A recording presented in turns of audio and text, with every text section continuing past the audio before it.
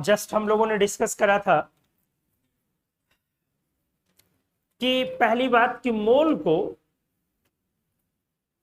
14 सीजीपीएम conference के through जो 1971 में हुआ था, अरे किसी ने वो याद दिलाया था, वो 1917 लिखा गया था, 71 को 17 लिखा गया था, उसको 71 कर लो, ठीक है। तो हम लोगों ने लास्ट क्लास में जस्ट पिछले पार्ट में थोड़ा सा ही हुआ ही था, उसमें हम लोगों ने ये पढ़ा था कि जो मोल है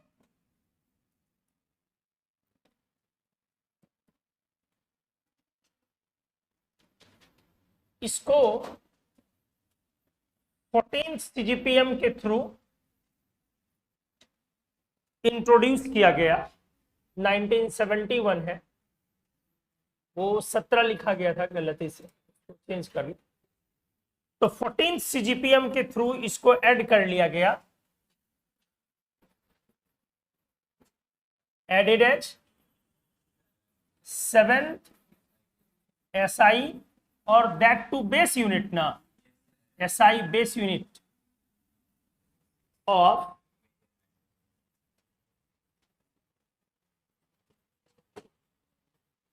मेजरमेंट्स, वेट्स एंड मेजर्स कह सकते हैं हम लोग। मेजरमेंट के जो 6 एसआई बेस यूनिट थे इससे पहले, ल्यूमिनस इंटेंसिटी, इलेक्ट्रिक करंट, नहीं, टाइम, टेम्परेचर, लेंथ, मास, ये सब के साथ में, तो 6 के साथ में 7वें को ऐड किया गया। और ये किस चीज के लिए हम लोग इसको इस्तेमाल करते थे? अमाउंट ऑफ सब्सटेंस के लिए। जो मोल यूनिट बना वो अमाउंट ऑफ सब्सटेंस के लिए।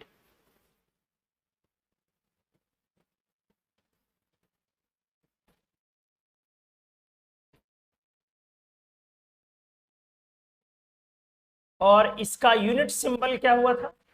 MOM। फिर हम लोगों ने एक बड़ी अच्छी चीज ये पढ़ी थी कि कोई भी एसआई बेस यूनिट जो डिफाइन होता है वो किसी ऑब्जेक्ट के रेफरेंस में डिफाइन नहीं होता। जैसे आपके 7 एसआई बेस यूनिट है, तो हम लोगों ने पढ़ा था कि कोई भी एसआई बेस यूनिट्स किसके रिस्पेक्ट में डिफाइन नहीं होता? ऑब्जेक्ट के रिस्पेक्ट में डिफाइन नहीं होता। कहने का मतलब उसको परिभाषित करने के लिए रेफरेंस में किसी ऑब्जेक्ट को लेना नहीं है हमें। जबकि पहले वाला जो डेफिनेशन था उसमें ऑब्जेक्ट को लिया जा सकता था। जैसे पहले मोल को डिफाइन करने के लिए कार्बन का एक रेफरेंस लिया जाता था, नहीं कि 12 ग्राम कार्बन में कितने नंबर ऑफ एटम्स प्रेजेंट है, उसको हम लोग एक मोल बोलेंगे। इसको बिल्कुल हटा दिया गया। और जब भी किसी एसआई यूनिट को इस तरह से डिफाइन किया गया, रिडिफाइन किया गया है, तो उसमें बोला गया साफ साफ कि हम किसी ऑब्जेक्ट के रेफरेंस में इसको डिफाइन नहीं करेंगे, कुछ ना कुछ फिजिकल कांस्टेंट के रेफरेंस में डिफाइन करेंगे। तो मोल को जो डिफाइन किया गया वो किस फिजिकल कांस्टेंट के रेफरेंस में? एवोगैड्रो कांस्टेंट के रेफरेंस।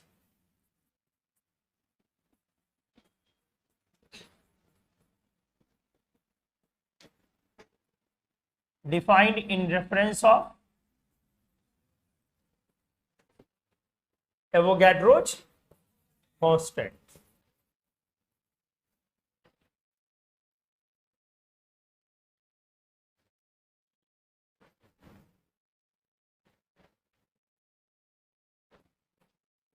एनए बोलते हैं ना। क्या पिछला वाला पार्ट का वीडियो छोटा सा ही था, देखे थे? कोई देख लिए थे तो उसमें आइडिया हो गया होगा फिर आप लोगों को।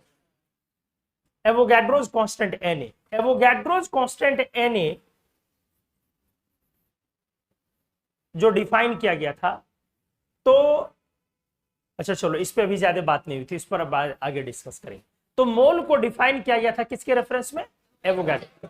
किसी भी चीज को जो डिफाइन किया जाता है एसआई यूनिट को, बार बार उसमें क्लियर पिछले पार्ट में हमने आपसे डिस्कस किया है, वो जब भी डिफाइन होगा तो किसी फिजिकल कांस्टेंट के रेफरेंस पे। अब आइए, ठीक है, तो पिछले दिन ये सारी बातें हुई थी।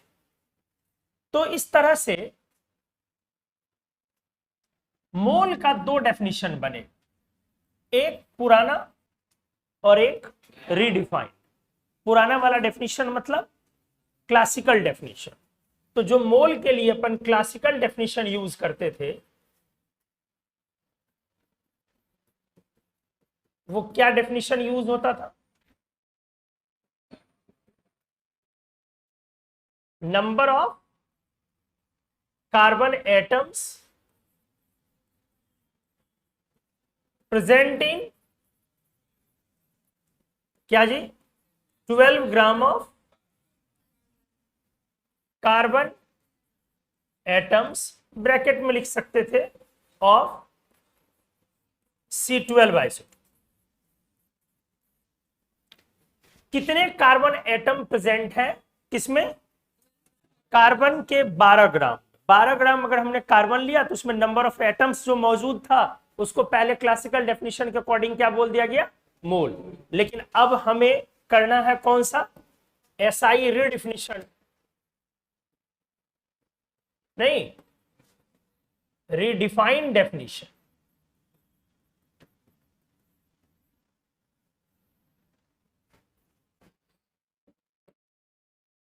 ये क्या हो गया? Exactly number of elementary entities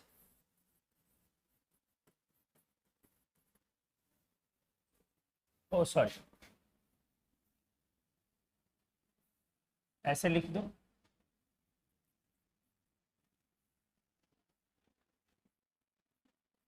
exactly 6.0221476 into 10 to the power 23 elementary entities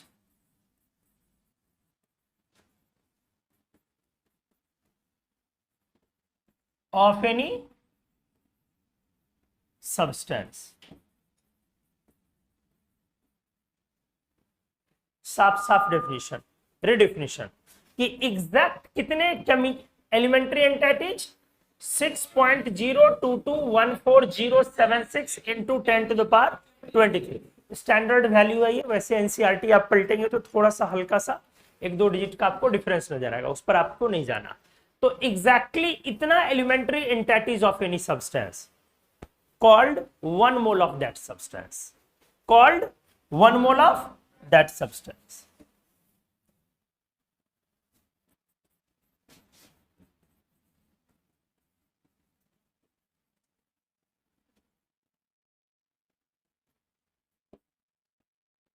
मतलब आप देखिए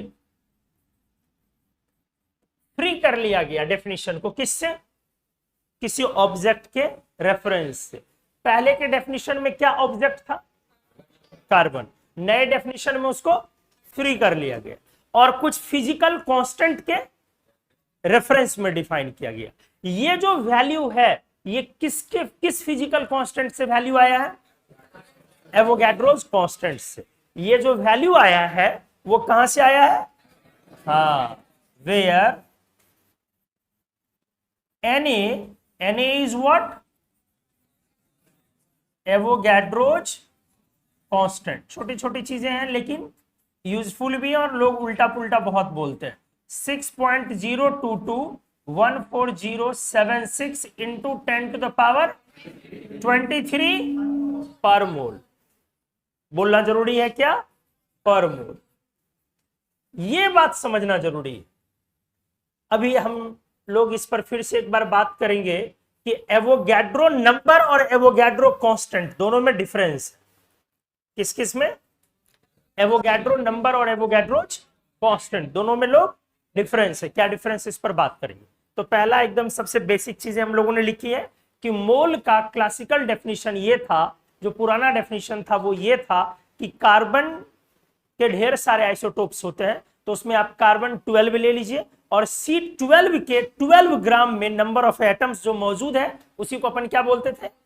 1 मोल बोला जाता था। लेकिन SI रीडिफाइंड डेफिनेशन जो आया, क्योंकि SI ने क्या बोला कि किसी SI यूनिट को अगर आप डिफाइन करना चाहते हैं तो किसी ऑब्जेक्ट के रेफरेंस में डिफाइन नहीं करना है, उससे आपको फ्री करना है और कुछ फिजिकल कांस्टेंट, कोई ना कोई फिजिकल कांस्टेंट के रेफरेंस में आपको उसको परिभाषित करना।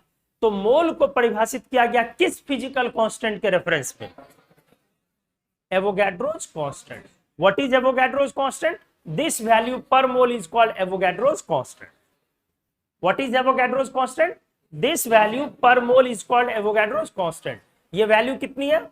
6.02214076 इंटू 10⁻23 पर मोल। ये हो गया हमारा एवोगैड्रोस कांस्टेंट। तो एग्जैक्टली किसी भी सब्सटेंस का अगर इतनी संख्या आप चुन ले, निकाल ले, तो यू कैन से अपने पास उस सब्सटेंस का एक मोल। तो मोल में ज्यादा उलझना नहीं है। मोल अनमोल जरूर है, लेकिन इतना भी अनमोल नहीं है कि उसके पीछे हम पूरी एनर्जी अपनी खर्च करते रहे। तो बहुत सिंपल है, जब भी आप मोल बोलते हो तो इसका मतलब क्या होता है? 6.02214076 इंटू 10⁻23 पर मोल नहीं। जब भी मोल बोलते हो इतने chemical elementary entities. Elementary entities का मतलब क्या हुआ? सामान। गिन के उतना पार्टिकल, कण। आपके पास अगर रुपया है उतना, तो बोलिए अपने पास 1 मोल रुपया है। सोचिए आपके पास 1 मोल रुपया आ जाए तो क्या हो जाए? कभी सोच रहे हो? हाँ, जिस जेब में हाथ डालोगे अंबानी निकलेंगे। 1 मोल रुपया समझ रहे हो कितना हुआ? बहुत ज्यादा हुआ ना। ईश्वर करे आप लोगों के पास हो जाए और आप लोग ज्यादा नहीं, सब लोग 10-10% हमको दे दे। अच्छा 20% दे दो। बायो नहीं है ना, मैथ्स है ना? हाँ ठीक है। नहीं, हमको लग रहा था फिर गिन भी नहीं पाओगे बायो रहता। तो इतना अगर किसी भी सब्सटेंस का हो गया तो जाहिर सी बात है हम इसी वैल्यू को क्या बोलेंगे कि अपने पास उस सब्सटेंस का 1 मोल है। तो बहुत साफ लिखा हुआ, एग्जैक्टली इतना elementary entities of any substance, ठीक है, called 1 mole of that substance. चलिए अब बात करें हम लोग इस तरह से।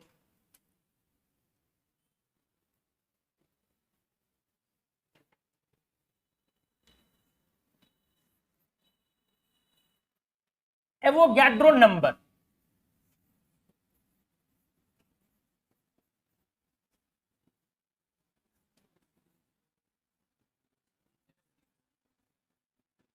ध्यान से सुनिए। अब इस तरह से ये जो वैल्यू आया है इस पर कुछ बातें करते हैं। एवोगैड्रो नंबर, पहले अब इसको देखिए। एवोगैड्रोज नंबर ये क्या होता?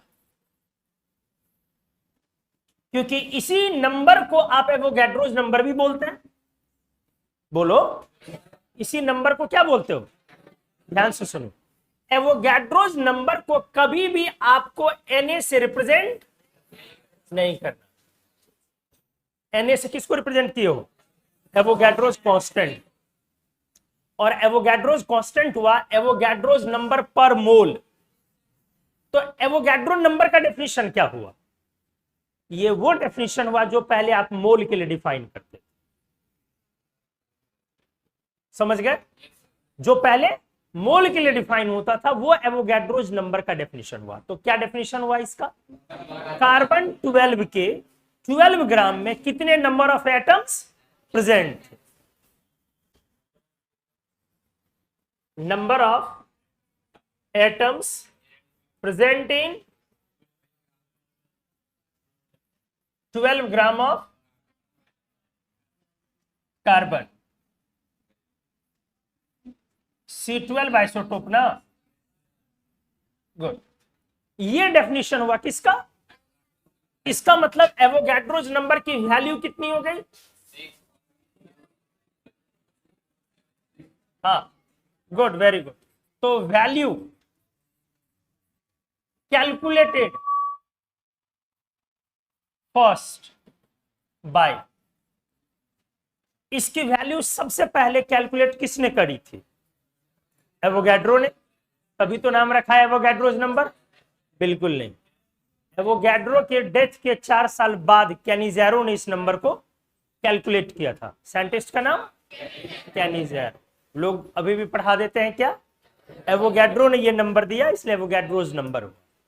तो वैल्यू कैलकुलेटेड, ये जो नंबर है इसकी वैल्यू कैलकुलेटेड फर्स्ट बाय कैनिज़ेर 1860 1860। हाँ, ये नंबर कैलकुलेट किया गया किनके द्वारा? कैनिज़ेर। और जानना चाहते हैं तो आप लिख सकते हैं ब्रैकेट में 4 years लेटर डेथ ऑफ, हाँ,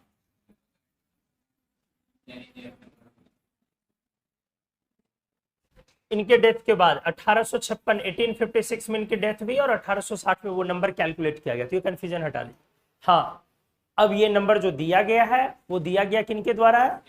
नहीं, हाँ, पेरिन, जे पेरिन फिजिक्स के साइंटिस्ट थे। ईयर हम मिस कर रहे हैं, शायद 1940 नहीं 1901 1911 वगैरह कुछ, जो भी। तो फिजिक्स के साइंटिस्ट थे जे पेरिन, उनके द्वारा एवोगैड्रो के ऑनर में नाम इस नंबर का रख दिया गया। क्या? Avogadro number. एवोगैड्रो साहब का नाम आना बस एक सम्मान की बात। जैसे बोलते हैं ना अटल पथ, तो इसका मतलब थोड़ी ना हुआ कि अटल बिहारी वाजपेयी बैठ के बना रहे थे। नेहरू पथ, कुछ कुछ ऐसा नाम बोलते हैं, तो किन्हीं के ऑनर में वो नाम रखा जाता है। तो ये जो वैल्यू के लिए एवोगैड्रो नंबर टर्म इस्तेमाल किया गया था, ये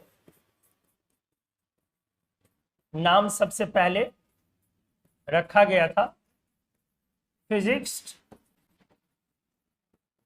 जे पेरिन,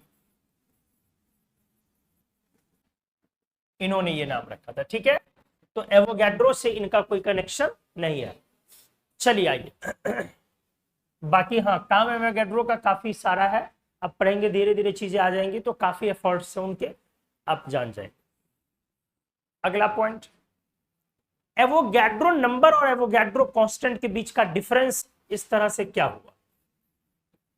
एक लाइन में बस एक वर्ड सेंटेंस में बता दे, डिफरेंस बिटवीन एवोगैड्रोज नंबर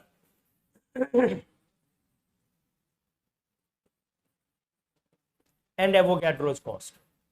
क्या डिफरेंस हुआ अगर एक साफ शब्दों में बोला जाए? एक साफ शब्द में अगर दोनों के बीच डिफरेंस लिखना हो, बोलो।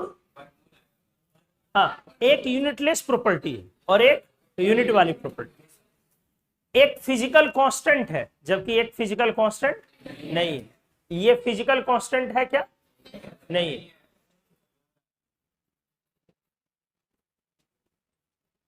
ये फिजिकल कांस्टेंट नहीं है, इसलिए इसकी कोई यूनिट। लेकिन जब आप लोग क्या बोलते हो एवोगैड्रोज कांस्टेंट, तो ये क्या है हमारा?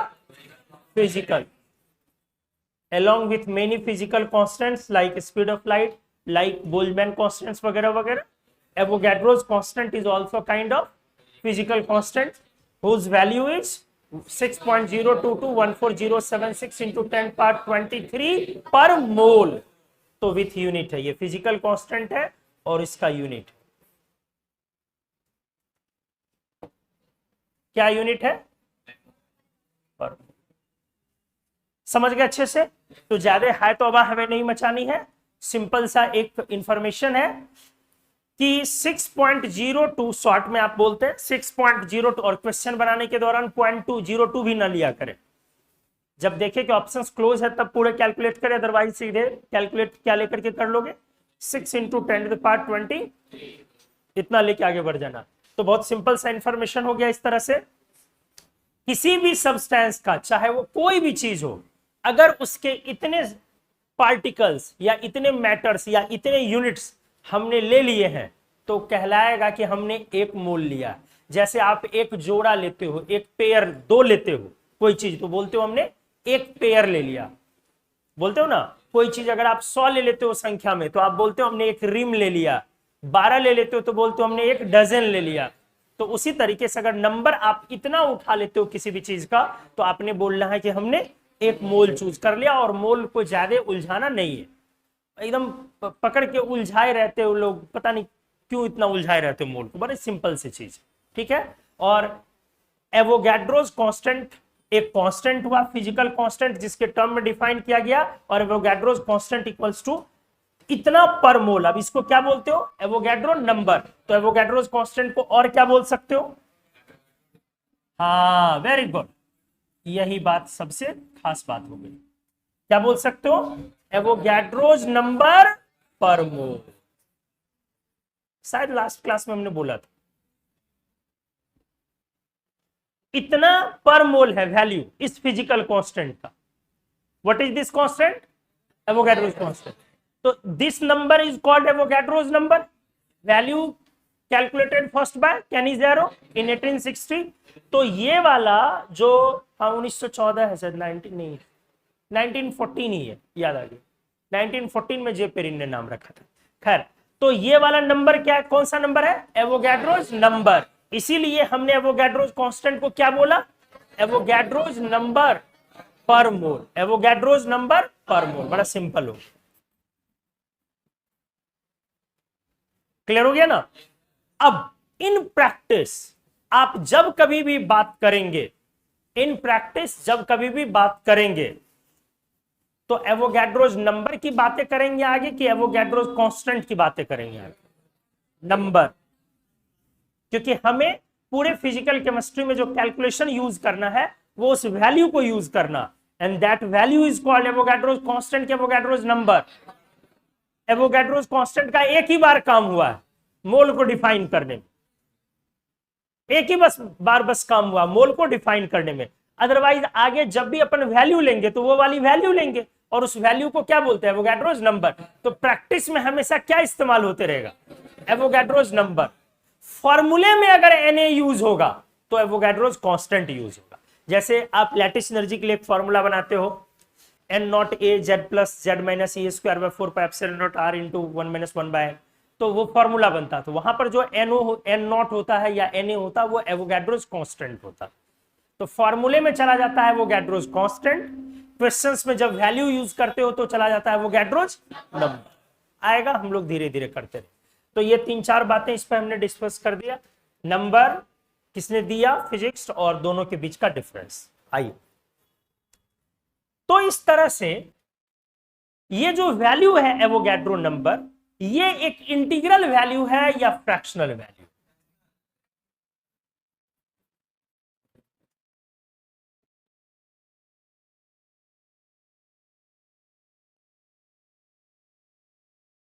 Avogadro's number is a counting number कह सकते हो,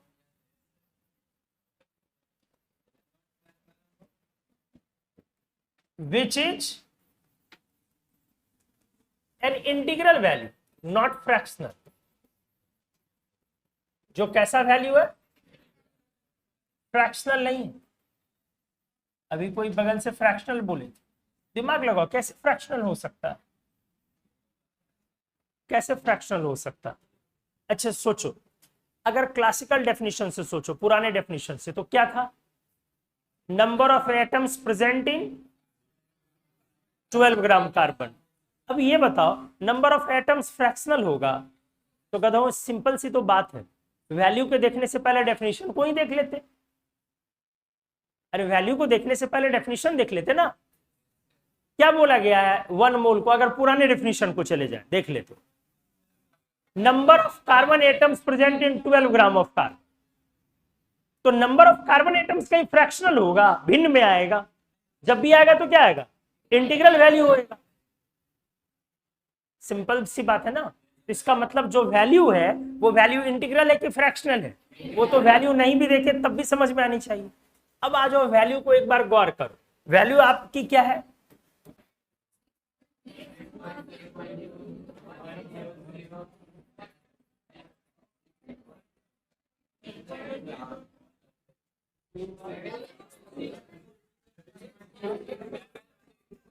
क्या? वो तो लिख ही रहे हैं। अच्छा, एक तो छूट गया, उसके लिए ध्यान दी। ये बताओ, ये लिखते हो 2.1 फ्रैक्शनल हुआ? अरे फ्रैक्शनल हुआ ना। 2.1 इंटू 10 टू द पावर 2 क्या हुआ? अब इंटीग्रल ना हुआ जी। कैसे? जब आपने 10 टू द पावर 2 मल्टीप्लाई किया तो 1 से 10 से यहां आया, फिर 10 से तो ये वैल्यू का कितना आ गया? 210। तो जरा सोचो, अगर हमने दिया 6.022 इंटू 10 टू द पावर, ध्यान से 2 इंटीग्रल के फ्रैक्शनल 100 मल्टीप्लाई करोगे तो यहां आएगा फ्रैक्शनल। अगर हमने दिया 6.022 इंटू 10 टू द पावर 3, अब ये क्या हो गया? इंटीग्रल।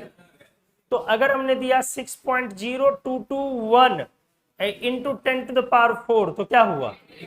अगर हमने दिया 6.02214 इंटू 10 टू द पावर 5 तो क्या हुआ? अगर हमने दिया 6.022140 इंटू 10 टू द पावर 7 तो क्या हुआ? तो अगर दे दिया 6.022144076 इंटू 10 टू द पावर 8 तो क्या हुआ? अब इसमें अगर हमने 10 पर पावर 9 गुना किया तब भी क्या रहेगा? अगर इसमें हमने 10 पर पावर 23 गुना किया तब भी क्या रहा?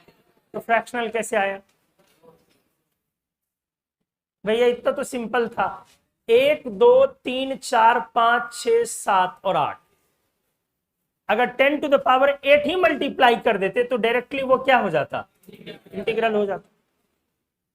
हाँ, अगर इसमें 7 मल्टीप्लाई करते तो क्या रहता? फ्रैक्शनल रहता। तो ये फ्रैक्शनल वैल्यू नहीं है, ये कौन सी वैल्यू है? क्योंकि ये काउंटिंग नंबर है। कहां से आया काउंटिंग नंबर है? क्योंकि क्लासिकल डेफिनेशन तो इसको काउंटिंग नंबर ही ना बताता था, number of atoms present in 12। दिमाग की खिड़की खोले और अनपढ़ लोगों की तरह ना बातें करें कि ये फ्रैक्शनल नंबर। समझ में आया? वरना आपकी ले ली जाएगी अच्छे से। क्लियर हो गया? ठीक है। तो ये एक इंटीजर नंबर है।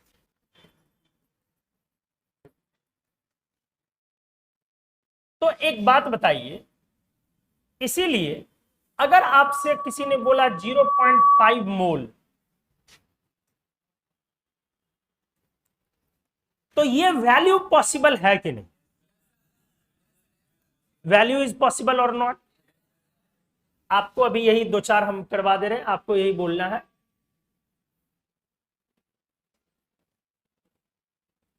वैल्यूज पॉसिबल और नॉट। अच्छा देखो जरा अच्छे से, बड़ा सिंपल सी चीज। हमने बोला 1 दर्जन 1 डजन कोई चीज आप लाते हैं, चलो केला लिया, तो 1 दर्जन केला पॉसिबल है कि नहीं? आधा दर्जन 1/4। आप कैसे समझ रहे हैं? आप उस चीज को वैल्यू में कन्वर्ट कर रहे हैं। तो हमने बोला 1/4 डजन, 1/4 या 0.25 डजन, तो 0.25 1/4, 12 मल्टीप्लाई कर दिए तो आपने निकाला 3। हमने बोला 1/3 डजन होगा पॉसिबल, 4 आया। हमने बोला 1/5 डजन पॉसिबल है कि नहीं? 1/5 डजन बनाना पॉसिबल है कि नहीं? नहीं पॉसिबल है। कैसे पॉसिबल होगा? क्योंकि वो इंटीग्रल नंबर, और डजन जो हुआ वो क्या है? हमारा इंटीग्रल नंबर, काउंटिंग नंबर। तो जो काउंटिंग नंबर है वो इंटीजर होना चाहिए। दैट्स इट, बात खत्म है वहीं पे। तो हमने बोला अगर आपको एक दिया 0.5 मोल, ये पॉसिबल है वैल्यू की नहीं है किसी भी चीज का 0.5 मोल? कैसे दिमाग लगाएंगे? दिमाग लगाओ। आधा हुआ या 5/10 हुआ, तो जब 5 आप मल्टीप्लाई करेंगे उसमें, अब बाय 10 करेंगे, तो बहुत सिंपल सी बात है, 10 टू द पावर 23 है। हमने अभी पीछे किया 10 टू द पावर 8 ही पहुंच जाओ तो भैया ये इंटीग्रल हो गया। तो ये हमारा पॉसिबल है या नहीं? अच्छा देखो, अगर हमने बोल दिया 2 into 10 to the power -4 mole possible है या नहीं?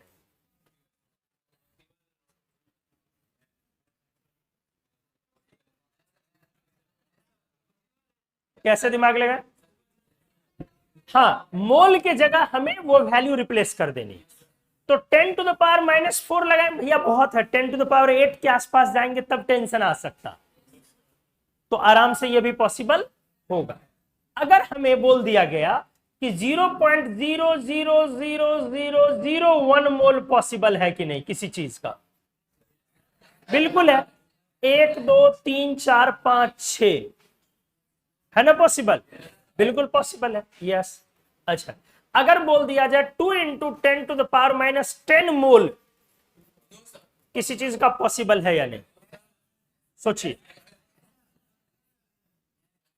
बिल्कुल है। 2 गुना करने से नुकसान नहीं है, नुकसान है, उल्टा वो 10 पर पावर बढ़ाएगा।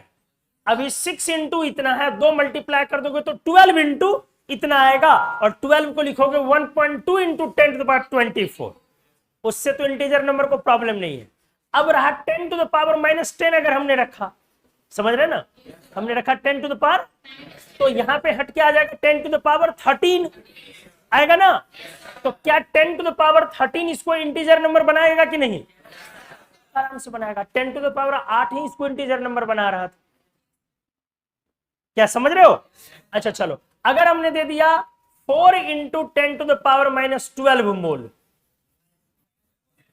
अभी भी पॉसिबल है। समझे चीज को? बड़ी सिंपल सी बात है, लेकिन हम लोग अक्सर स्लिप करते रहते हैं। अगर हमने दे दिया 3 इंटू 10 टू द पावर -17 मोल, अब सोचो होगा पॉसिबल कि नहीं, दिमाग लगाओ। देखो 3 मल्टीप्लाई करोगे लोग आराम से, 3 मल्टीप्लाई करो तो वहां 18, और आगे जो भी आया, तो 18 से 1.8 लिखेंगे अपन, लिखेंगे ना, या चलो 18 1.8 ही लिखते हैं, तो 10 टू द पावर 24 हो जाएगा, और 10 टू द पावर -17 अगर वहां पर ऐड कर ले तो बचेगा 10 टू द पावर माइनस कितना, 6 ना, और 10 मिल रहा किससे, ये मल्टीप्लाई करने से, तो 10 टू द पावर कितना हुआ, -7। हमें इसको इंटीग्रल बनाने के लिए कितना चाहिए, 1 2 3 4 5 6 7 8 चाहिए कम से कम, और हम अटक कितने पर गए, तो डेसिमल आके वहां रुक जाएगा, इसलिए ये वैल्यू पॉसिबल होगा या नहीं। कितने लोग को ये बात समझ में आई, हाथ उठाइए। हाँ, वेरी गुड, क्लियर हुई चीज है। जब आप 3 को मल्टीप्लाई करेंगे इसमें, तो जाहिर सी बात है डेसिमल की जो वैल्यू होगी ये 18 पॉइंट समथिंग चलो रहेगा, तो जब 18 को रहेगा तो ये पॉइंट यहां पर है, तो हमें इधर डिजिट बढ़ाने, 18 अगर लोगे तो ऐसे दिमाग लगाओ, 18 लोगे तो डिजिट इधर बढ़ा, तो अभी भी हमें कितना चाहिए, 1 2 3 4 5 6, लेकिन अपने पास बच कितना रहा, नहीं यहां से मल्टीप्लाई कर दो डायरेक्ट, तो -6 ही ना। तो हम क्या क्या यहां से कंक्लूजन निकला हमारा, कि इस वैल्यू को हम कभी भी इंटीग्रल वैल्यू नहीं कह सकते हैं, तो आंसर क्या हो जाएगा, नो। अच्छे से समझ में आया। 10 टू द पावर -14 मोल किसी भी सब्सटेंस का, तो सीधे मल्टीप्लाई करोगे तो 10 टू द पावर 9 आ जाएगा, हमारा 8 में काम हो जा रहा, तो ये है कि नहीं है, लेकिन 10 टू द पावर -15 मोल, अब बताओ, अभी भी है, लेकिन 10 टू द पावर -16 मोल होगा या नहीं होगा? क्या ये बातें अब अच्छे से समझ में आ गई आपको? किसी को कोई कंफ्यूजन? चलो इसको नोट कर लिया।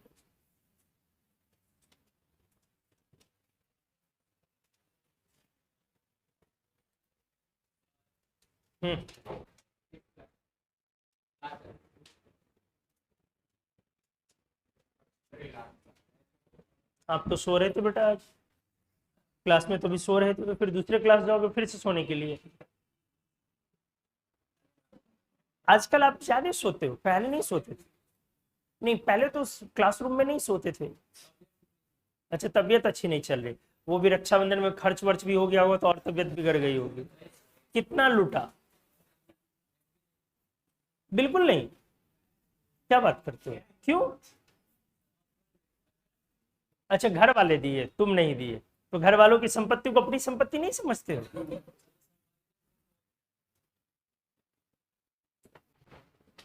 हम तो अमूमन 10 रुपया देते हैं। हाँ, और वो भी इस साल नहीं दिए।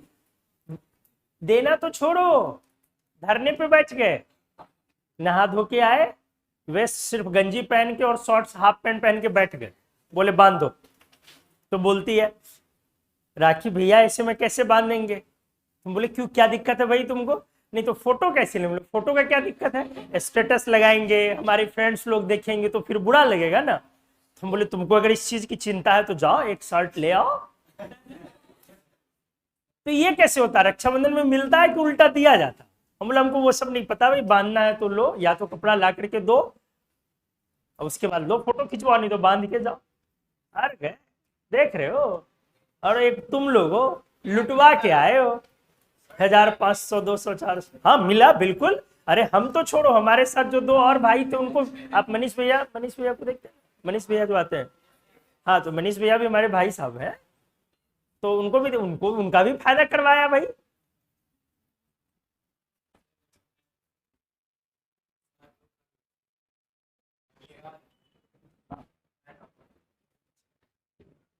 जाइए, चलो पेज शिफ्ट कर दें।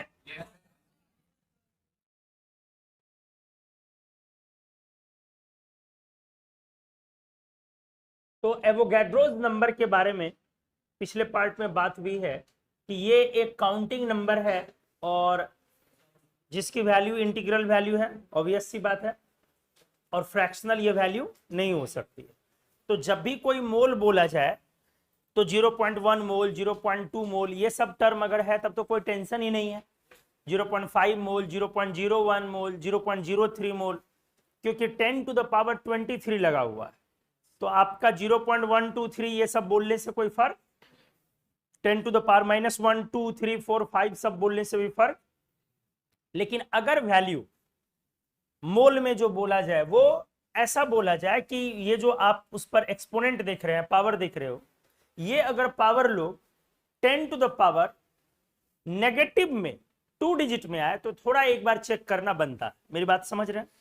फिर पॉजिटिव में आए तो कोई टेंशन नहीं है, क्योंकि उस वैल्यू को जब एवोगैड्रो नंबर से मल्टीप्लाई करेंगे अपन तो उसके बाद वो वैल्यू पक्का है कि इंटीजर नंबर आएगा। लेकिन अगर 10 टू द पावर -12 है, -15 है, -16 है, तो एक बार क्या करना बनता है, चेक करना बनता है कि कंप्लीट को मल्टीप्लाई करना है किससे, अपने को 6.0221407 इंटू 10 पावर 23 से, और देखना है कि ये ऐसा तो नहीं कि फ्रैक्शन हो जा रहा है। यही बातें हुई थी ना लास्ट क्लास में, हम लोगों ने यही चीज शेयर किया था लोग कि 10 टू द पावर -16 अगर हमने लिखा मोल तो ये एग्जिस्ट नहीं कर रहा, मतलब ये पॉसिबल, क्योंकि 10 टू द पावर -16 जब इसमें मल्टीप्लाई करें और वापस इसको इधर शिफ्ट किया जाए डेसिमल को, तो इस तरह से पता चलेगा कि वो अल्टीमेटली क्या रह जाएगा, फ्रैक्शनल। तो नंबर ऑफ एटम फ्रैक्शन में या भिन्न में पॉसिबल नहीं। तो ये हमने बस पिछले क्लास इस चीज को पिछले पार्ट में ये डिस्कस करा था कि कहां पर आप क्या वैल्यू बोल सकते हो और कहां। लेकिन इन प्रैक्टिस आमतौर पे ऐसा धोखा हमारे साथ नहीं होता है कि ऐसी वैल्यूज दे दिए जाए जो कि प्रैक्टिकल लेवल पर एग्जिस्ट नहीं करता हो, सामान्य तौर पे नहीं होता, लेकिन फिर भी क्वेश्चन में डालने के लिए कुछ भी कराया जा सकता। अब आ जाओ, ये आप मोल मतलब ये काउंटिंग वैल्यू किस पर अप्लाई कर सकते हो? जाहिर है आप अपनी जिंदगी के बाकी बचे हुए दिन को गिनने के लिए मोल से रिप्रेजेंट नहीं कर सकते हैं, क्योंकि जिंदगी के इतने दिन तो छोड़िए, इतने सेकंड भी मिल जाए तो अमर है ब्रह्मा जी की कृपा से। तो किस चीज को काउंट करने के लिए हम लोग ये वैल्यू इस्तेमाल करें, मोल टर्म का इस्तेमाल करें? रुपये पैसों को इस्तेमाल करने के लिए किया जा सकता है, इतना मिल जाए तो भाई साहब अमेरिका खरीद लें हम लोग, तो उसके लिए नहीं किया जा सकता है। तो प्रैक्टिकल लाइफ में ऐसा कोई भी अपन चीज इस्तेमाल नहीं करते हैं जिसके काउंटिंग के लिए हम क्या इस्तेमाल करें, मोल वर्ड इस्तेमाल करें। जैसे पेयर बोलते हैं ना, 1 दर्जन चप्पल, 1 दर्जन जूते, तो 1 मोल जूते तो कह नहीं सकते हैं, समझ रहे हैं? तो किस चीज को प्रैक्टिकल लाइफ में हम लोग यूज करने के लिए मोल वर्ड का काउंटिंग के लिए इस्तेमाल करें? जाहिर सी बात है प्रैक्टिकल लाइफ में, प्रैक्टिकल वे में ऐसा कोई चीज नहीं है। समझ में आ रही है चीजें ना? तो ये सब बहुत छोटे पार्टिकल जो आंख से हम लोग नहीं देख पाते हैं, पर्टिकुलरली एटम्स, आयंस, मॉलिक्यूल्स, इन सब चीजों के लिए आप लगा सकते हैं। इलेक्ट्रॉन के लिए, नंबर ऑफ इलेक्ट्रॉन्स के लिए, प्रोटॉन के लिए, न्यूट्रॉन के लिए, एटम्स के लिए, आयंस के लिए, मॉलिक्यूल्स के लिए, इन सब चीजों के लिए बेसिकली किसका इस्तेमाल होता है? मोल का।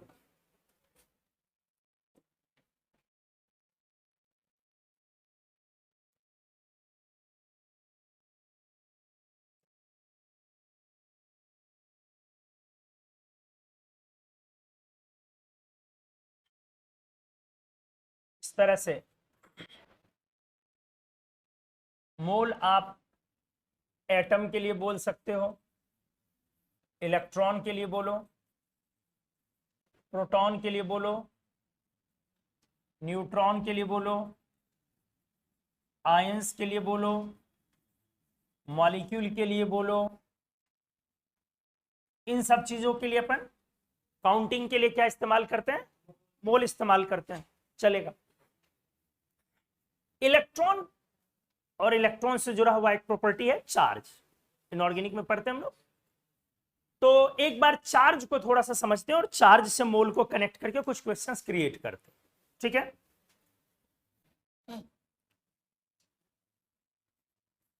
चार्ज, चार्ज बहुत सारे यूनिट्स होते हैं, चार्ज के होते हैं। और ये जो चार्ज है, क्या ये एटम पर आ सकता है या नहीं? क्या ये मॉलिक्यूल पे आ सकता है कि नहीं? चार्ज कितने चीजों पे आ सकता है? या तो एटम पर या मॉलिक्यूल पर, तो वो आयन बन जाएंगे, या नहीं तो कोई सब एटॉमिक पार्टिकल पे।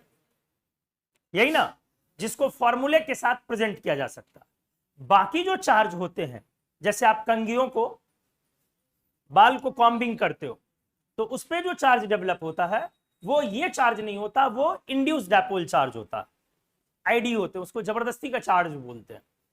ठीक है? वो टेम्पररी डेवलप होता है।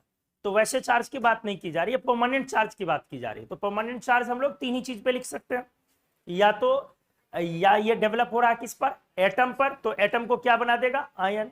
या ये डेवलप होगा किस पर? मॉलिक्यूल पे, मॉलिक्यूल को भी क्या बना देगा? आयन। या फिर किसी सब एटॉमिक पार्टिकल पे ऑलरेडी अगर चार्ज हो तो वो आयन नहीं हुआ, वो सब एटॉमिक पार्टिकल हुआ। इलेक्ट्रॉन पे चार्ज है, क्या इलेक्ट्रॉन आयन हो गया? प्रोटॉन पे चार्ज है, क्या प्रोटॉन आयन हो गया? ये ऑलरेडी क्या है? सब एटॉमिक पार्टिकल। तो चार्ज किन चीजों पे आ सकता है?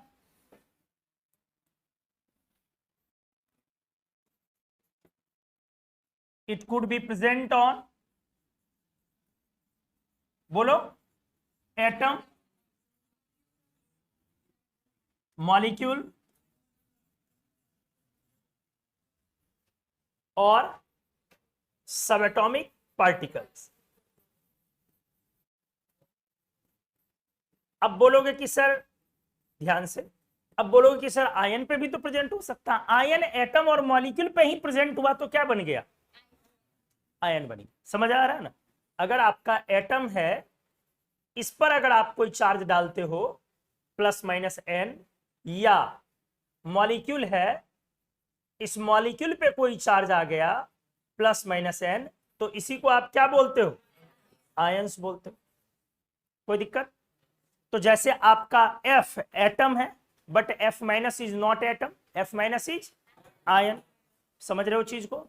जैसे सीओ मॉलिक्यूल है या एनओ मॉलिक्यूल है, but NO plus is ion, not molecule, वो आयन हो गया। लेकिन केमिस्ट्री में, प्रैक्टिस में वैसे चीजों को भी हम मॉलिक्यूल ही बोल के चल देते हैं। ठीक है? लेकिन बोलना नहीं चाहिए, वो प्रैक्टिकली क्या हुए? आयंस। ठीक है? और सब एटॉमिक पार्टिकल पे होते हैं। चार्ज को खोजने वाले साइंटिस्ट कौन थे? Benjamin Franklin. गुड।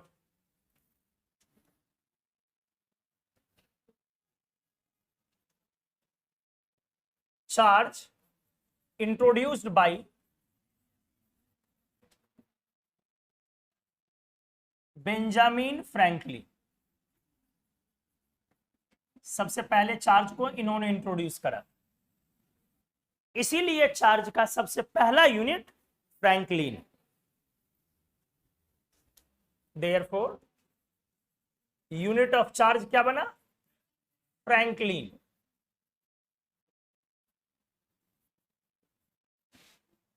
जिसको अपन एफ से दिखाते हैं, स्मॉल एफ, याद रहे। किससे? नॉट कैपिटल एफ से दिखा देंगे तो जुल्म हो जाए। किस साइज से दिखाएंगे? स्मॉल वाले से। और भी चार्ज के यूनिट्स हैं। हाँ, very good. Units of charge, जैसे आप सीजीएस, पहला एक तो फ्रैंकलिन यूनिट हो गया। फ्रैंकलिन यूनिट हो गया छोटू। जो फ्रैंकलिन यूनिट हुआ,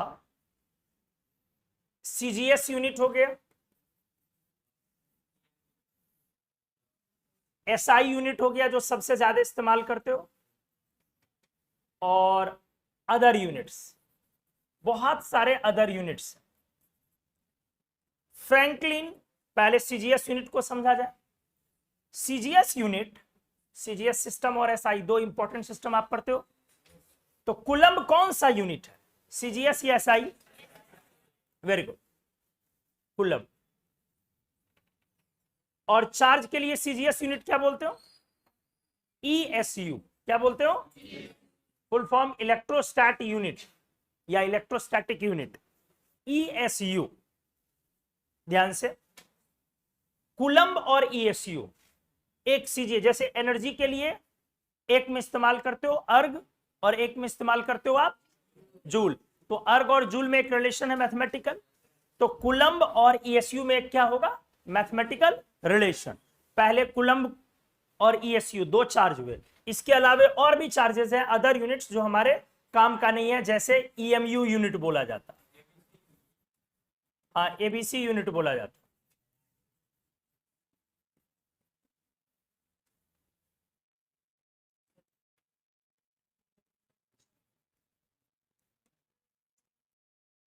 एबीसी यूनिट, फैराडे यूनिट भी है, वो भी आप पढ़ेंगे अभी।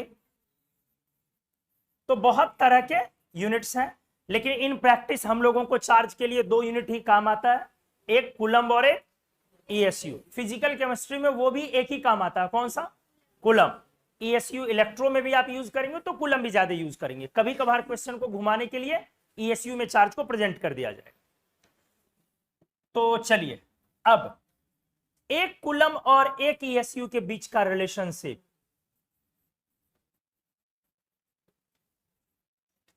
क्या रिलेशनशिप होता है? एक coulomb equals to 3 into 10⁹ ESU। तो चार्ज का कौन यूनिट बड़ा है, कूलम्ब या ESU? C for coulomb. Coulomb बड़ा है या ESU? ये एक पॉइंट याद रखिए आप कि कूलम्ब जो है हमारा वो ESU से बड़ा है।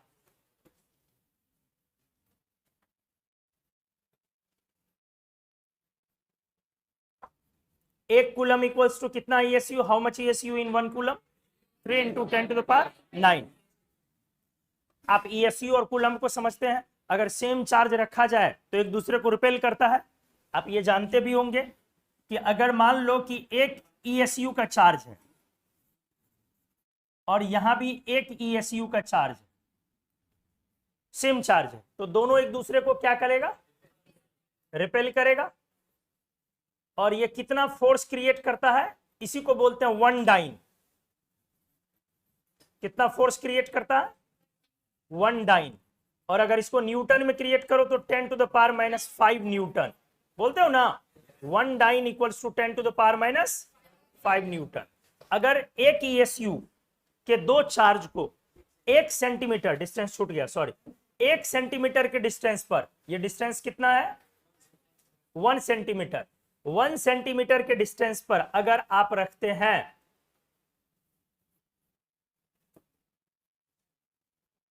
क्लियर हो गई चीजें? एक ESU के दो पॉइंट चार्ज पर अगर 1 सेंटीमीटर का, सीजीएस यूनिट है इसलिए 1 सेंटीमीटर लिया, के डिस्टेंस पर रखते हैं तो जो फोर्स क्रिएट होता है ये रिपल्सन का, एफ रिपल्सन, ये कितना फोर्स होगा? 1 डाइन। अगर उसको न्यूटन में बदलना चाहे 10 टू द पावर -5 न्यूटन। और सिमिलरली अगर एसआई यूनिट वाले में समझा जाए, अगर आप इसी तरीके से मान लो 1 कूलम्ब ले रहे हो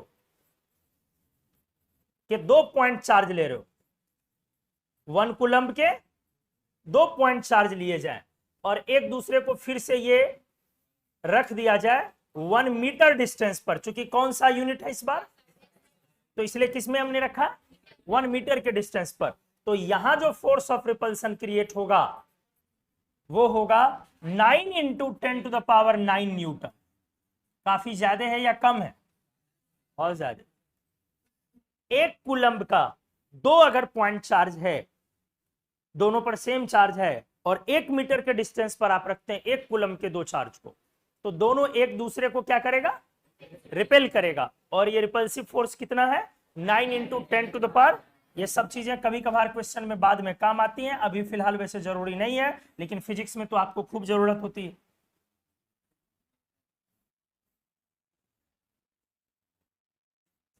छोटे छोटे वैल्यूज अगर याद हो तो कभी कभार क्वेश्चंस में डाल दिए जाएंगे, तो आपको सॉल्व करना। जो वैल्यू फिक्स्ड चीजें हैं, जो वैल्यू कांस्टेंट चीजें हैं, उसको मेमोराइज रखना चाहिए।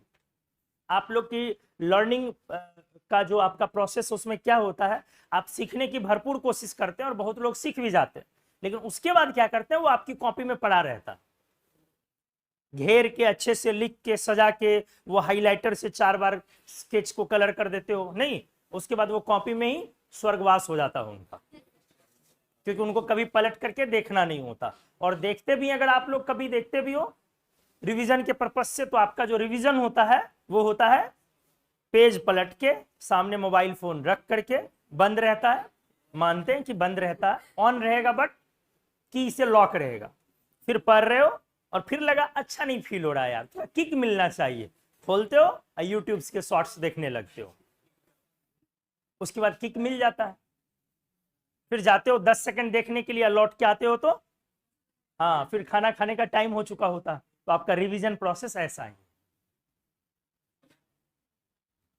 नहीं तो कॉपी में कोई कांस्टेंट अगर रखा हुआ ना, तो उनका परे परे स्वर्गवास मत करवाओ, उसको देखा करो। देखने का मतलब है, देखो रिवीजन हर व्यक्ति का बराबर, बोलते हो ना तुम लोगों के पास कभी भी कोई रिजल्ट वाला स्टूडेंट आता है ना बैच में, जब भी कोई आता है सीनियर लोग, तो एक चीज हमने गौर किया है, आप लोगों के सबके कॉमन क्वेश्चन होते हैं, भैया रिवीजन कैसे किया जाए, हम लोग भूल जा रहे हैं, आप याद कैसे रखते हो। कमीनो, ये हर किसी का अपना एक इनहेरेंट प्रोसेस, वो अपना एक खुद का प्रोसेस। कभी हमसे पूछे हो कि सर आप रिवीजन कैसे करते हो? कभी नहीं पूछे हो। जाहिर सी बात है, मेरा भी सब्जेक्ट अगर इनऑर्गेनिक केमिस्ट्री, फिजिकल में तो चलो भूलने वाली चीजें रिलेटिवली कम, इनऑर्गेनिक में याद रहने वाली चीजें कम है, उसमें तो सबकी सब भूलने वाली चीजें हैं। तो कोई तो ऐसा लोग प्रोसेस होगा ना, जिस प्रोसेस के थ्रू हम याद उसको रखते होंगे, तो कभी हमसे भी पूछ लिया करो बे। कोई रिजल्ट वाला आ जाता, उसके बाद टूट पड़ते हो मधुमक्खी के तरह, हाँ, उसके बाद फिर हमको तो 1 घंटे के लिए भूल ही जाते हो, कोई है भी यहाँ? अच्छा सिर्फ 1 घंटे के लिए भूलते हो, मौका मिले तो बेटा हमेशा के लिए भूल जाओगे। हर किसी का रिवीजन एक अपना प्रोसेस, और वो प्रोसेस बेटा आप एक व्यक्ति का प्रोसेस दूसरे पर अप्लाई कर ही नहीं सकते, बिल्कुल नहीं कर सकते, ये लागू ही नहीं होती।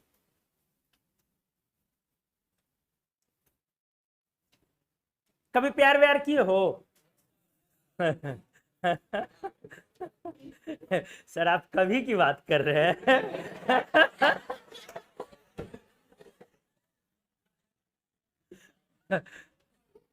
समझ गए बेटा, समझ गए, रहने दो, ज्यादा नहीं बोलना। अच्छा ठीक है, प्यार करने का मतलब है मम्मी से भी प्यार करते हैं हम लोग, भाई बहन है, नाना नानी दादा दादी सब लोग से प्यार करते हैं, और उनसे भी प्यार करते हैं। सबको याद करने का प्रोसेस सेम है, सबको जो रिकॉल करते हो, जो दिमाग में आती है, उनकी यादें जो आती है, क्या सबको उन यादों से निपटने का तरीका सेम है? सोचो। तो फिर कैसे ऐसे हो सकता है कि हर व्यक्ति का रिवीजन प्रोसेस मतलब याद करने का, रिकॉल करने का प्रोसेस सेम होगा। कैसे हो सकता? बहुत सिंपल सी बात। कुछ व्यक्ति को याद करते करते हम गजनी हो जाते हैं, हाँ? तो हर चीज को याद करने का प्रोसेस अलग अलग। आप अपनी मेथोडोलॉजी क्रिएट करें, वो कॉपी आप नहीं कर सकते। मेरे पास भी प्रोसेस है, हमें भी उस प्रोसेस से गुजरना होता। अब मेरा प्रोसेस है, हमें जिस चीज को याद रखना है उस चीज को पॉइंट वाइज लिखता हूं, पहले वैल्यू नहीं, पॉइंट वाइज लिखता हूं, और लिखने के बाद वैल्यू खुद से सेट कर लेता हूं। तो ये मेरा प्रोसेस है, जरूरी नहीं मेरा प्रोसेस आप पर अप्लाई हो। कुछ लोग आंख बंद करके उसी चीज को रिकॉल करने की कोशिश करते हैं। प्रोसेस अलग अलग हो सकता है, वो इंपॉर्टेंट नहीं है बेटा। इंपॉर्टेंट क्या है? आपको वो रिवीजन होना चाहिए। ऐसे ऐसे कॉन्स्टेंट्स आपके बंक करते हैं, कभी क्वेश्चंस आएंगे, आपका अचानक क्या होगा, अरे ये भूल गए। हर चीज को ये नहीं सोचो कि प्रैक्टिस करके ही वो चीजें याद होंगी। कुछ चीजें क्या होती हैं, लोग प्रैक्टिस से याद हो जाती है, लेकिन हर चीज, मोल के वैल्यू को, एवोगैड्रो नंबर के वैल्यू को आपने याद नहीं किया, वो क्यों याद हो गया? प्रैक्टिस से। हमने इतनी बार उसको यूज किया, आपको बेटा याद हो गया। बट मैंने क्या कहा, हर चीज इस तरह से याद करना ये ठीक बात, कुछ चीज को याद भी करना पड़ेगा। जबरन जिसको बोलते हैं, जबरदस्ती जिसको बोलते हैं, बैठ के रटना। तो आप ऐसे फिक्स्ड कांस्टेंट्स या फिक्स्ड ऑर्डर, ऑर्गेनिक हो, इनऑर्गेनिक हो, फिजिकल हो, उनकी लिस्टिंग इस तरह से करें कि जो फिक्स्ड है इनको मेरे को याद करना है और जबरदस्ती याद करना। समझ गए चीजों को? लेकिन ये काम किया करें, बस समझने से नहीं होता कि आपके नोट्स में हर कुछ है, समझा हुआ है, और वो उसी में पड़ा हुआ दफन रह गया। आपको अभी तो टाइम है, बाद में ये टाइम मिलेगा क्या? लगता है कि बाद में टाइम मिलेगा आपको? इतना कोर्स लोड आएगा आपके ऊपर 2 महीने 3 महीने बाद, इतना कोर्स लोड आएगा कि तुम कॉपी पीछे नहीं पलट पाओगे आराम से। इसीलिए साथ में निपटाते चलो। आज हमने एक बार बोल दिया कि अगर एक ESU के 2 पॉइंट चार्ज को अगर 1 सेंटीमीटर के डिस्टेंस पे रखा तो एक डाइन का फोर्स बना, और एक डाइन की वैल्यू 10⁻⁵ न्यूटन। कोई बड़ी चीज नहीं है ये, फिजिक्स के लिए बहुत मामूली चीज है, लेकिन अभी आपको पता रहना चाहिए, इससे कॉन्फिडेंस आएगा। चलो एनीवेज, तो कूलम्ब को हमने क्या किया, 2 पॉइंट चार्ज, एक एक कूलम्ब को हमने 1 मीटर के डिस्टेंस पे रखा लो, और ऐसा करने पर जो force of repulsion count create हुआ, कितना हुआ? 9 × 10⁹ न्यूटन का। कूलम्ब और डाइन में क्या रिलेशनशिप है? 1 न्यूटन और डाइन में 1 newton, 1 dyne equals to 10⁻⁵ newton, या 1 न्यूटन इक्वल्स टू 10⁵ डाइन। ठीक, आ जाओ, कोई दिक्कत इसमें? एक यूनिट बच रहा है फैराडे, इसको भी डिस्कस करना है, वो आगे हम लोग कर लेते हैं।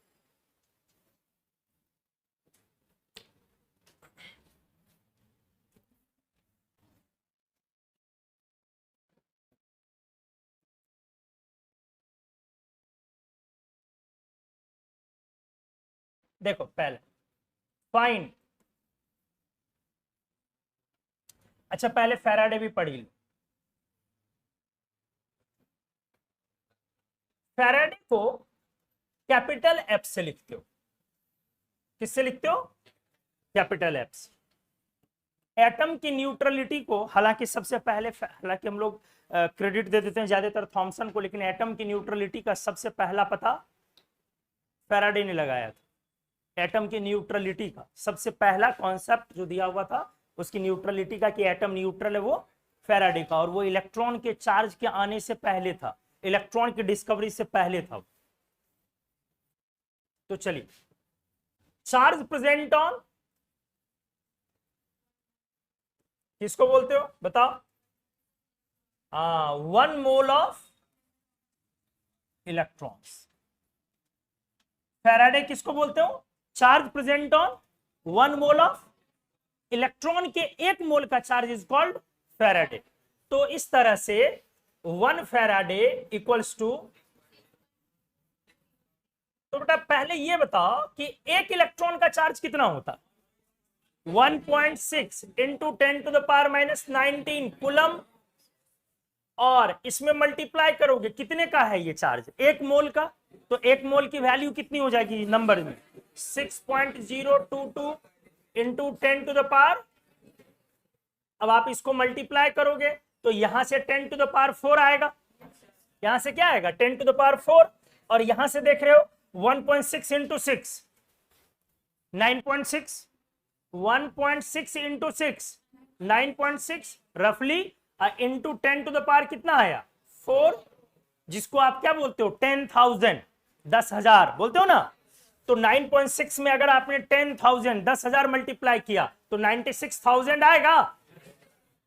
तो एग्जैक्ट वैल्यू जब इसके कंप्लीट वैल्यू को मल्टीप्लाई कर रहे हो तो ये वैल्यू आ जाएगी इस तरह से 1 फैराडे इक्वल्स टू 96,500 कूलम।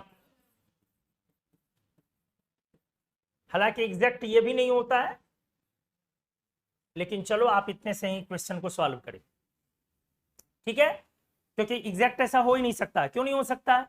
क्योंकि इसकी वैल्यू पूरी रखोगे ना 6.022 लेकिन उससे हमें मतलब नहीं है, हमारा इससे काम हो जाएगा। तो जब भी आप 1 फैराडे बोलते हो उसका मतलब कितना कूलम हो गया 96,500 कूलम। कोई डाउट? अब इस पर 2-4 क्वेश्चन करते, जल्दी से नोट करो तो तब तक चाय निपटा लिया जाए।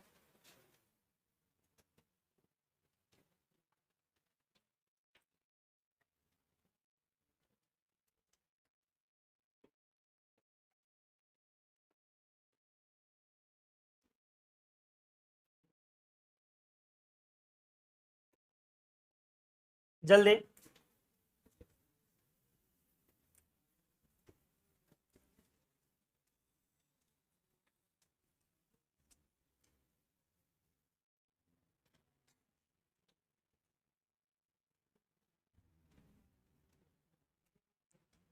तो 1 मोल इलेक्ट्रॉन का जो चार्ज होगा उसको आप क्या बोल सकते हो 1 फैराडे, और कूलम में उसकी वैल्यू हो गई 96,500 कूलम। डेफिनेटली अगर आप इसको चाहेंगे तो किस में कन्वर्ट कर सकते हैं ESU में। तो अगर इसको ESU में कन्वर्ट करना होगा तो 96,500 इंटू, अब याद करो कूलम और ESU का रिलेशनशिप, 1 कूलम इक्वल्स टू कितना ESU 3 into 10 to the power 9, तो ये हो जाएगा लोग 3 into 10 to the power 9 ESU। Clear हो गया? तो इसको रफली अगर 1 लाख लिख दो तो ये रफली 3 लाख है, रफली 3 लाख है ना। अब रफली अगर इस वैल्यू को समझो into 10 to the power 9 ESU है, करीब करीब अप्रॉक्स। तो इसको लगभग क्या लिख सकते हो 3 इंटू 10 टू द पावर 5 ना जी, into 10 to the power 9 ESU equals to क्या हो गया हमारा 3 into 10 to the power 14 ESU। अच्छा, अब यहां 3 से थोड़ा कम होगा कि ज्यादा? थोड़ा कम। तो अब यहां पे देखें आप, एक रफ स्केच हम रखेंगे दिमाग में।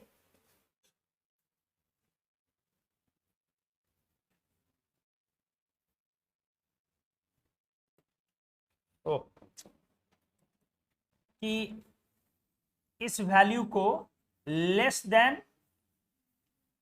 3 into 10 to the power 14, less than मतलब जस्ट उसके क्या हो गया क्लोज हो गया, ये वैल्यू हो गया ना। आया समझ में? चलो आज नेक्स्ट, अब कुछ क्वेश्चंस किए जाएं इस पे। कैलकुलेट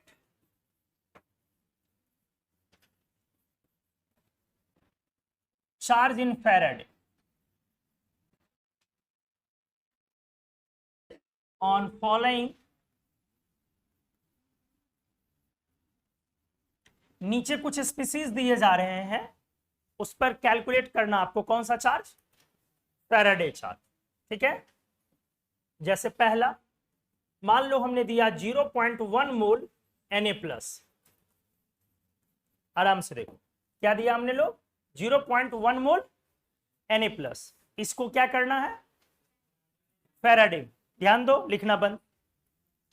1 मोल, पहले इस पर Na+ पर चार्ज देखो ठीक से, Na+ पर कितना चार्ज है +1, +1 मतलब एक किसका चार्ज, प्रोटॉन का या इलेक्ट्रॉन का, प्रोटॉन का।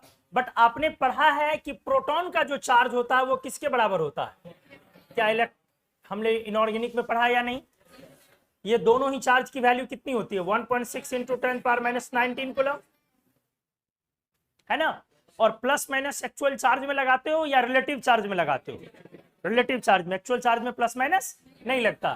तो Na+ अगर एक आयन है, एक सिंगल, तो उस पर एक इलेक्ट्रॉन का चार्ज है, और 1 मोल Na+ पर इस तरह से 1 फैराडे का चार्ज हुआ। कोई दिक्कत? समझ में आई चीजें? Na+ अगर आपने 1 मोल लिया तो उस पर चार्ज कितना आएगा? 1 मोल इलेक्ट्रॉन या 1 मोल प्रोटॉन का चार्ज, और जो 1 मोल इलेक्ट्रॉन का चार्ज है दैट इज कॉल्ड 1 फैराडे। तो 0.1 मोल के लिए 0.1 फैराडे। समझ में आया? किसी को डाउट है तो बोल दो। सही है। अगर मैंने दूसरा ले लिया, लो 0.02 मोल ऑफ Mg2+, अब क्या हो जाएगा बताओ? 1 मोल Mg2+ कंसिस्ट ऑफ 2 फैराडे। कैसे? अगर आपने 1 मोल Mg2+ लिया तो उस पर कितना चार्ज होगा? 2 फैराडे। कैसे? 1 मोल Mg2+ पर चार्ज कितना आएगा? 1 मोल Mg2+ पर कितना चार्ज आएगा? 2 मोल इलेक्ट्रॉन वाला चार्ज या 2 मोल प्रोटॉन का चार्ज आएगा ना? तो इसका मतलब हुआ 2 मोल किसके चार्ज? इलेक्ट्रॉन्स के चार्ज, 2 मोल इलेक्ट्रॉनिक चार्ज। तो हमने कितना दिया है? 0.02 मोल। तो क्या हो जाएगा? 0.04 फैराडे। कितने लोग को ये समझ में आ गया? हाथ उठाओ। क्या डाउट हुआ छोटू, बताओ। नहीं, आगे।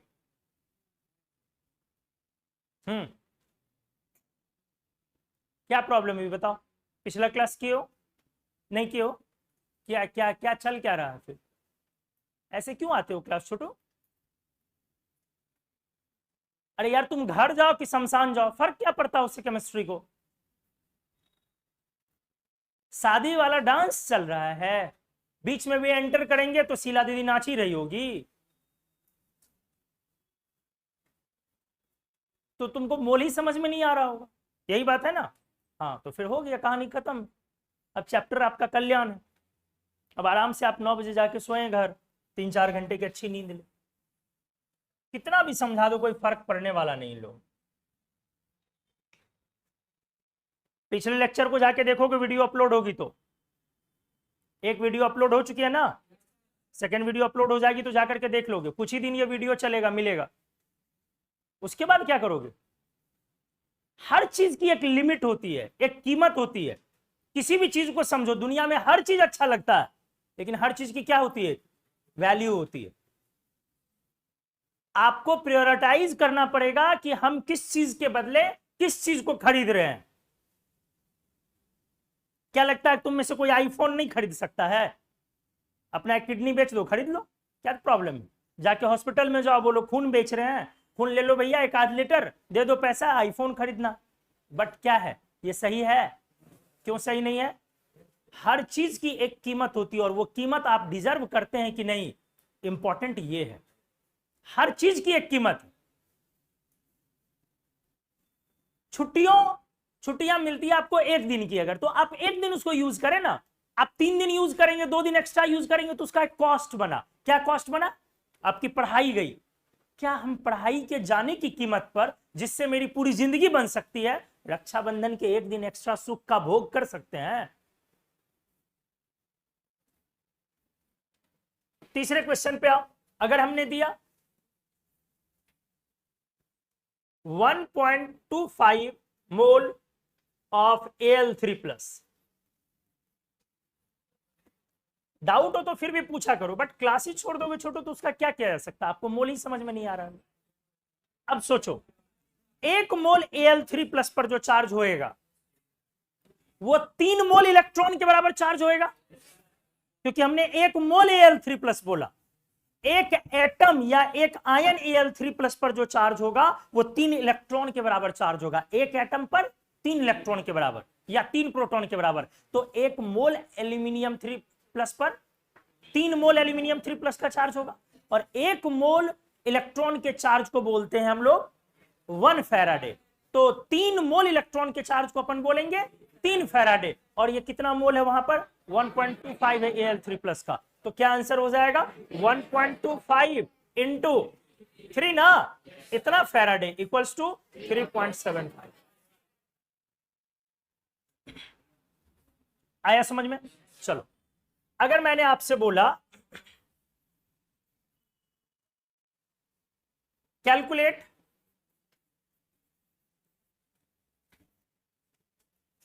ESU charge present on 0.04 mole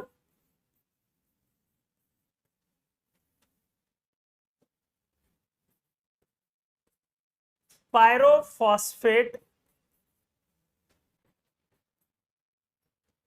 ion. देखो क्या लिखा हमने, कैलकुलेट। देखो क्वेश्चन को फिर आप दूसरे तरीके से प्रेजेंट कर रहे हैं, चीजों को हर बार अलग अलग तरीके से प्रेजेंट करोगे तो इसी को बोलते हैं खेला। खेला हो बे ना, सुने हो कि नहीं? हाँ, पॉलिटिक्स का बड़ा कॉमन टर्म है। मतलब कंपटीशन वाले आपको यही काम करते हैं कि जो चीजें आपको सीधी आती है उसको सीधे ना पूछ के टेढ़ी मेरे तरीके से पूछते हैं, उलट पुलट करके कुछ से कुछ लगा के पूछते रहते हैं। और यही आप जब बोर्ड एग्जाम देते हो तो वो सीधा पूछता है कि भैया बता दो, हाथ जोड़ के विनती करते हैं तुमसे, 1 मोल इलेक्ट्रॉन पर कितने चार्ज मौजूद होते हैं, प्लीज भैया बता दो। क्वेश्चन में लिखा रहेगा। यही कंपटीशन वाला हरका के बोलेगा, धमका के बोलेगा, और घुमा फिरा के धमकाया जाता है। तो calculate ESU charge present on 0.04 mole of pyrophosphate ion. अब इसको बनाने के लिए सबसे पहला चीज क्या चाहिए? पायरोफॉस्फेट का। तो सिंपल फॉस्फेट तो सर आता नहीं है, पायरोफॉस्फेट कहां से बना है? What is pyrophosphate? No no no, pyrophosphate is P2O7 पर 4-। क्लियर हुआ? तो देखो एक चीज आपको सीखने को मिला, अब आज के बाद फिर ये भूलोगे नहीं। क्या फॉर्मूला हमने बोला? कितना माइनस? तो 1 मोल पायरोफॉस्फेट पर 1 मोल पायरोफॉस्फेट पर 4 फैराडे का चार्ज आया। बोलो, 1 मोल पायरोफॉस्फेट आयन पर कितने फैराडे का चार्ज आया? आया ना, क्योंकि 1 मोल पर 4 माइनस लगा हुआ है। इसका मतलब है कि 1 मोल के लिए जो इलेक्ट्रॉन का चार्ज है वो 1 फैराडे। तो यहां 4 मोल इलेक्ट्रॉन्स हो गए 1 मोल पर, तो कितने फैराडे का चार्ज हुआ? 4 फैराडे का। और हमने ऐसा कितना मोल दिया लोग? 0.04। इसका मतलब ये कितना फैराडे है? फैराडे। अब हमें क्वेश्चन का आंसर किसमें प्रेजेंट करने को बोला जा रहा है? अभी हमने पढ़ा है 1 फैराडे में अप्रॉक्स 3 × 10⁹ 14 फैराडे को हमने ESU में भी कन्वर्ट किया था। 3 × 10⁻14 ESU था। तो ये कितना हो जाएगा हमारा? 0.04 इंटू 3 × 10⁻14 ESU। याद आया? इक्वल्स टू ये हो जाएगा लोग 0.12 ना इंटू 10⁻14 ESU। यही हमारा आंसर हुआ। कितने लोग को ये समझ में आया? हाथ उठाओ। Very good. बोले छोटो फिर से।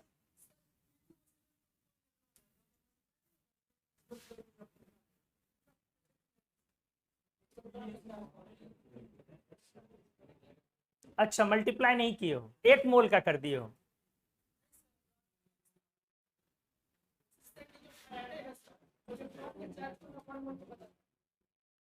वन मोल इलेक्ट्रॉन के चार्ज को बताता है। हाँ, तो 1 मोल इलेक्ट्रॉन, तो 1 मोल पायरोफॉस्फेट पर 4 फैराडे आया ना। अच्छा, 0.044 होगा ना, इंटू 4 होगा ना छोटू, सही बोल रहे हो। अरे 4 माइनस है ना, तो 1 पायरो बोला हमने वही, लेकिन लिखा नहीं गया तो आप लोगों ने ध्यान नहीं दिया। 1 मोल पायरोफॉस्फेट पर 4 फैराडे हुआ ना, 4 फैराडे हमने बोला, लेकिन आपने 4 फैराडे मल्टीप्लाई नहीं किया। तो 0.04 पर इंटू 4, सारे में क्या हो जाएगा? Multiplied by 4।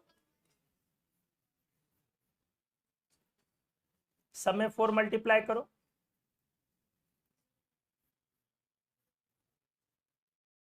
तो क्या हो जाएगा ये 4.8 10 टू द पावर। ठीक है, गुड, पकड़ा कीजिए, कभी कभी कैलकुलेशन एरर हो। चलो आ गया समझ में।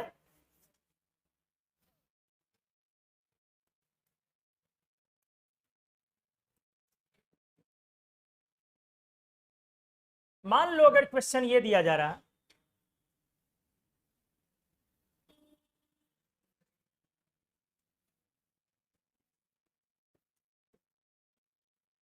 How much coulomb charge will be calculated for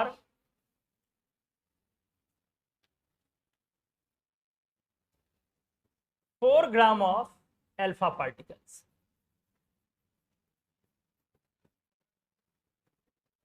How much coulomb charge will be calculated for 4 gram of alpha particles? कोई कैलकुलेट करके बताओ, तो बता सकते हो क्या? 10 टू द पावर 5 कूलम।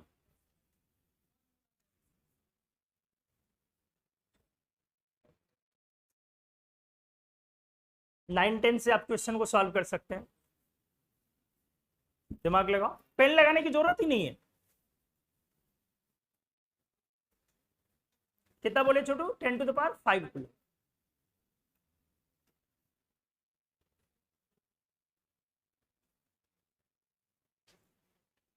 चलो आ जाओ। अच्छा सोचो, अगर हमने इस क्वेश्चन में 4 ग्राम के जगह 1 मोल दे दिया होता या 2 मोल दे दिया होता तो बन जाता। अल्फा पार्टिकल लोग बोलते किसको? पहले हमने करवाया हुआ, इनऑर्गेनिक में करे हो ना, किसको बोलते हो? He++ को। तो 1 मोल He++ पर कितना चार्ज मौजूद होगा? 2 फैराडे। 1 मोल He++ पर कितना चार्ज मौजूद होगा? 2 फैराडे। हमने दिया 4 ग्राम। 4 ग्राम का मोल से क्या रिलेशन होगा? आपने 9 10th में पढ़ा होगा, हीलियम 2 और ऊपर अपन 4 लिखते हैं। इसका मतलब होता है 9 10th में अगर आपने पढ़ा होगा कि इसका molar mass that is mass of 1 mole equals to कितना हुआ? 4 ग्राम। कितने लोग इस बात को समझते हो? हाथ उठाओ। हाँ, बहुत लोग समझ रहे हो। 9 10th में आपको पढ़ना था यहाँ पे, हालांकि अपन फिर से उसको अच्छे से बहुत डिटेल डेप्थ में पढ़ेंगे, तो नहीं भी आ रहा तो कोई प्रॉब्लम नहीं है, फिर भी रफली एक समझो। जो आप ऊपर लिखते हो, अगर ये मोलर मास है, अगर ये, इसका मतलब हुआ कि ऐसे 1 मोल एटम्स कलेक्ट कर लिए जाए तो उतना ग्राम उसका वजन हुआ।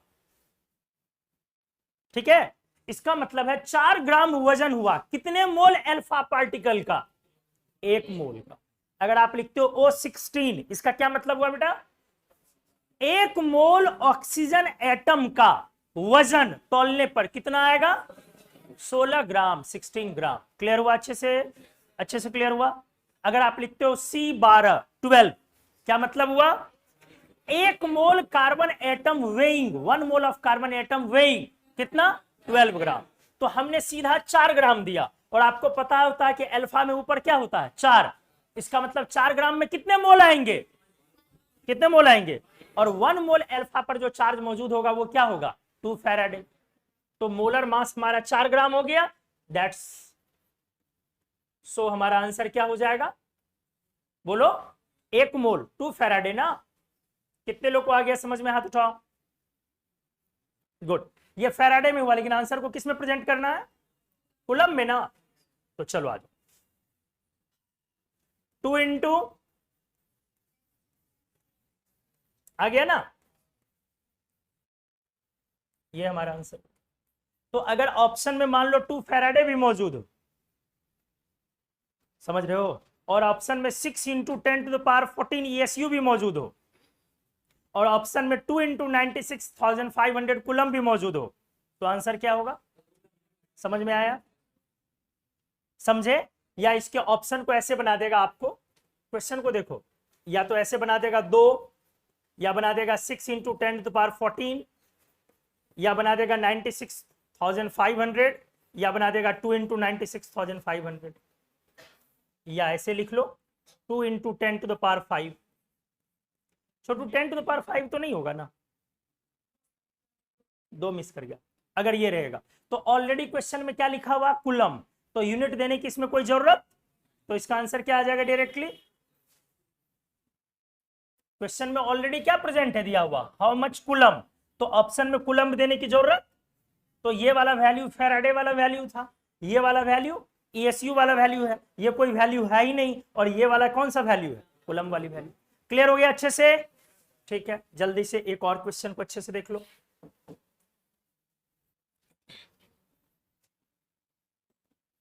Calculate mass of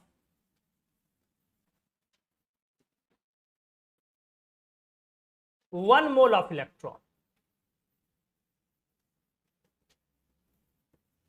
in micro kilogram. Pen लगाओ, जो एक कॉपी आप रफ वाली लाते हो, हर दिन बोलता हूं आपसे कि फिजिकल केमिस्ट्री में एक कॉपी लाना, फिर नहीं लाए हो, आज लाए हो, निकालो उस पर कलम चलाओ। Calculate mass of 1 mole of electrons in micro kilogram.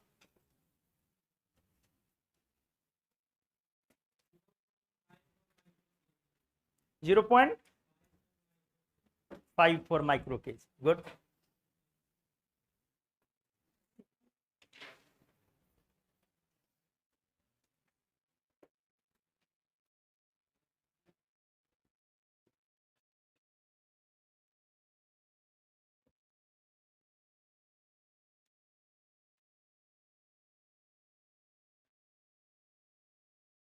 Calculate mass of 1 mole of electrons in microkilogram. 0.54 microkilogram.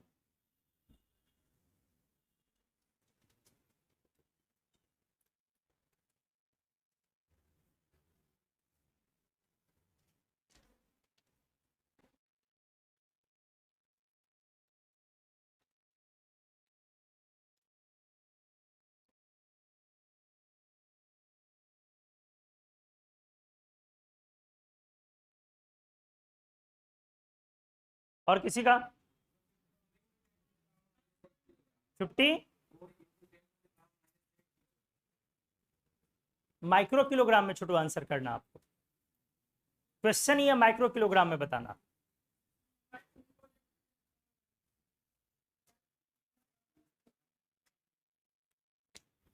आइए,